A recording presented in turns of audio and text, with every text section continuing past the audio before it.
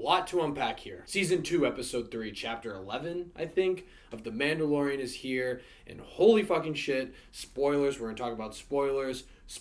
Before I get into what you guys think I'm going to talk about, I first want to say I love the reunion with the fish lady and her husband.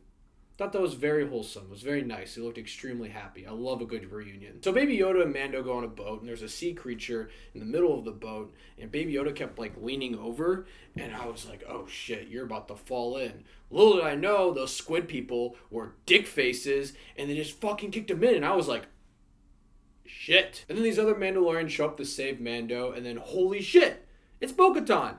It's fucking Bo-Katan. Now, full disclosure, I never really watched the Clone Wars. I watched the original animated series when I was a really young kid, and then I watched the final 4 episodes of the new season because I heard it was really fucking good, and I really wish I just watched the whole series because it was really good, and we'll talk about it later with this episode. But I do remember Bo-Katan, and I was really excited when I saw her. I was like, holy fucking shit, she looks just like her, and she acts just like her too. But meeting Bo-Katan progresses the plot of this episode where Mando has to break into an Imperial cargo ship with a bunch of weapons and all this shit with Bo-Katan, and Bo-Katan will eventually show Mando where the Jedi is that he has to bring Baby Yoda to, and that Jedi is going to be Ahsoka.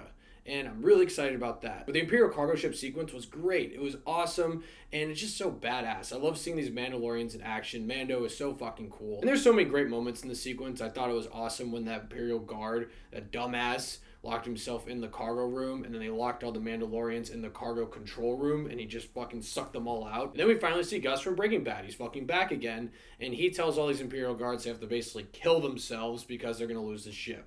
And I love this loyalty to the Empire that they have. It's kind of frightening, but it's really interesting. Then Bo-Katan talks about how the Empire took something from her, and I was like, fuck, I've never seen the Clone Wars, really, and I've never seen Rebels. I'm not going to know what this fucking is. And then they tell you, it's the Darksaber at the end of Season 1, and thank God they let us know, because I think Jon Favreau and Dave Filoni realizes there's a lot of Star Wars fans who haven't seen the Clone Wars or Rebels, so maybe they'll explain some things that we miss for people who haven't seen it. But I'm excited to see that Darksaber again. I mean, that thing looked like it was fucking business. Then Bo-Katan tells Mando where Ahsoka is, some forest planet, and I swear I saw her at the beginning of the episode. Maybe that's someone completely different, or maybe they're lying to Mando. I don't fucking know. I forgot to mention this, but I thought it was interesting early in the episode how Bo-Katan said she's a Mandalorian, but she takes her helmet off, and she explains to Mando that he's more of an ancient version of the Mandalorian. She's newer, there's different forms of Mandalorian. I thought that's a really interesting concept. Because at the end of the episode, she says, this is the way, and then Mando says, this is the way back. It's like they respected each other's version of the culture. But overall, this was one of the best episodes of the series.